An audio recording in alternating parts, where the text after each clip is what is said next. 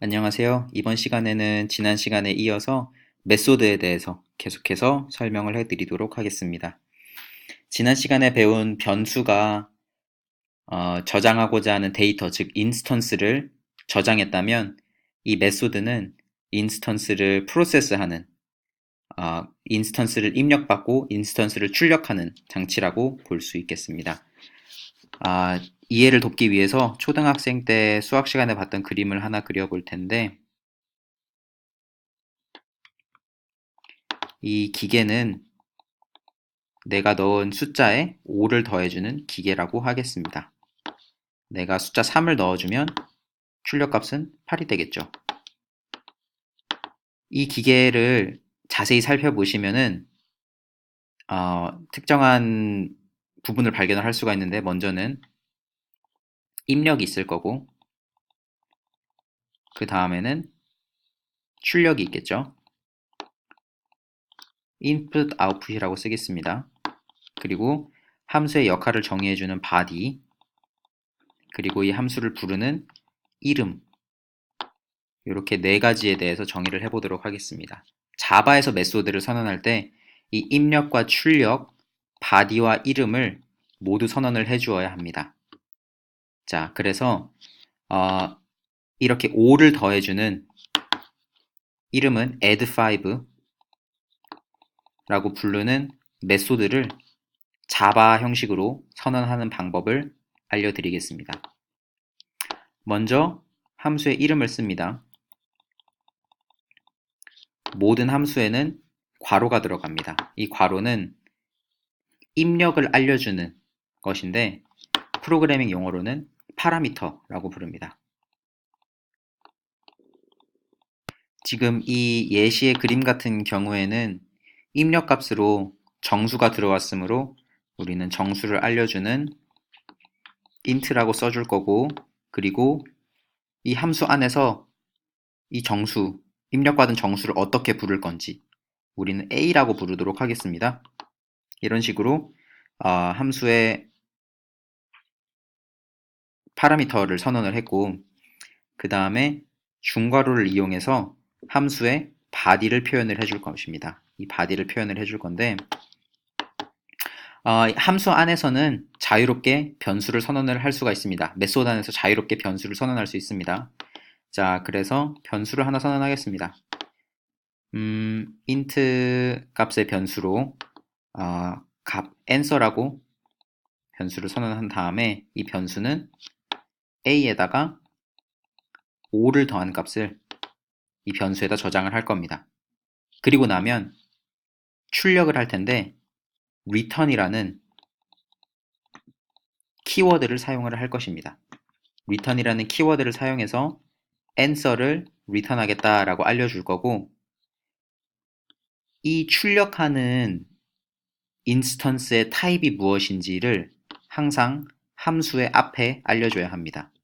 출력값이 정수이므로 int라는 데이터 타입을 앞에다가 써주도록 하겠습니다. 자, 이런 식으로 함수를 작성을 해서 작동이 되는 것을 보여드리도록 하겠습니다. 자, 지난 시간에 작성해 놓은 코드에 이어서 작성을 할 텐데, 이 구조를 잘 보시면 우리가 이미 작성한 이것도 메인 함수임을 볼 수가 있습니다. 메인 메소드이고, 보통 일반적으로 메소드는 또 다른 메소드 안에 선언될 수가 없습니다. 그래서 메인 메소드 밖에다가 우리의 add5 함수를 선언을 해줄 겁니다. 먼저 타입은 int 타입을 return하는 add5라고 불리는 함수를 선언을 할 텐데, 이 괄호 안에는 정수값의 하나의 파라미터가 들어오게 될 것입니다. body 안에는 이제 한 가지 변수를 선언해 주겠습니다. 한 가지 variable을 선언해 줄 텐데, 정답을 의미하는 ans를 선언을 해줄 거고, 이 ans는 a 더하기 5를 해주겠습니다. 그리고 모든 것이 끝나고 나면은 answer를 return, 즉 출력을 해주도록 하겠습니다. 자, 한 가지 자바에서 팁을 알려드리자면 이렇게 슬래시 두 개로 커멘트를 만들 수가 있습니다. 이제 이런 함수 같은 경우에 내가 이 함수가 나중에 여러 가지 함수가 있을 때 이 함수를 다 읽지 않고도 무슨 일을 할 수 있는지 알려면은 설명을 적어주면 되겠죠.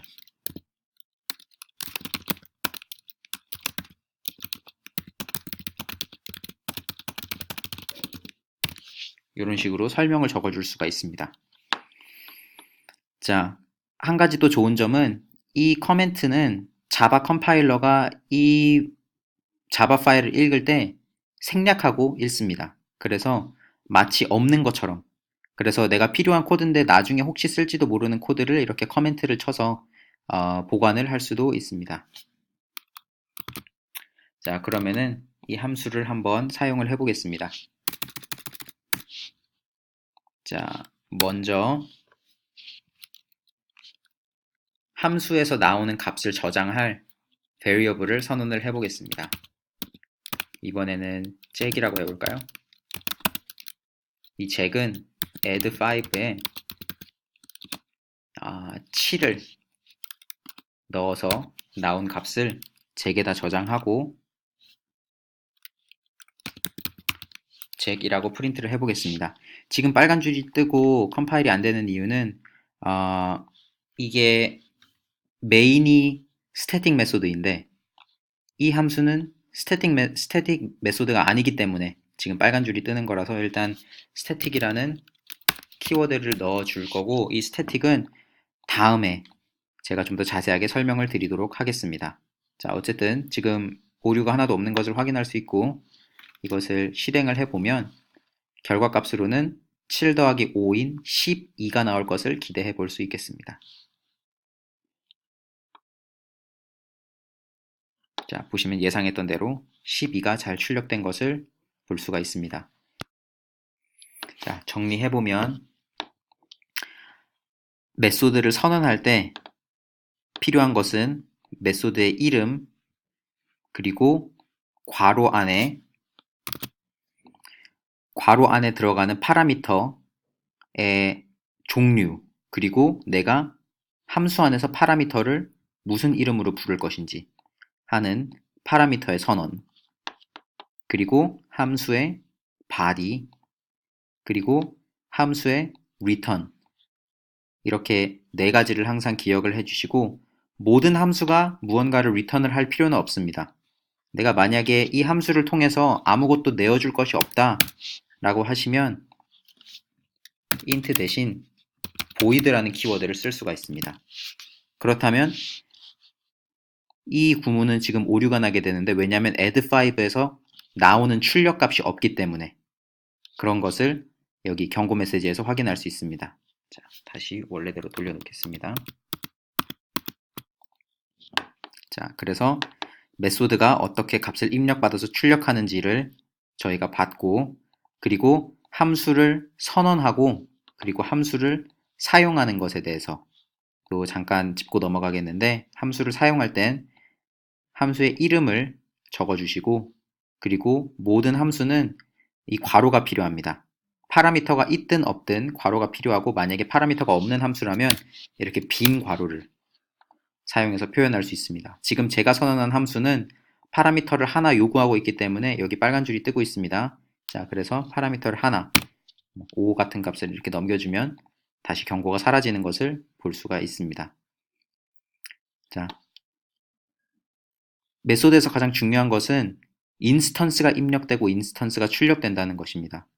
변수가 이동하거나 아니면 어떤 다른 것들이 이동하는 게 아니라 인스턴스가 입력되고 출력되는 것을 기억해 주시기 바랍니다. 그래서 지난 시간에 설명한 변수와 같이 설명을 드리면은 이 변수에다가 이 함수가 출력하는 리턴 값을 받아서 저장하는 식의 프로그램도 만들 수가 있습니다. 자, 지금 같은 경우는 5를 넣었으니까 5를 더하면 10이 되겠네요. 10이 정상적으로 출력되는 것을 볼 수 있습니다. 다음 시간에는 자바에서는 그럼 어떤 기본적인 연산을 할 수 있는가, 그리고 어떻게 다른 데이터 타입들을 표현할 수 있는가에 대해서 알아보도록 하겠습니다.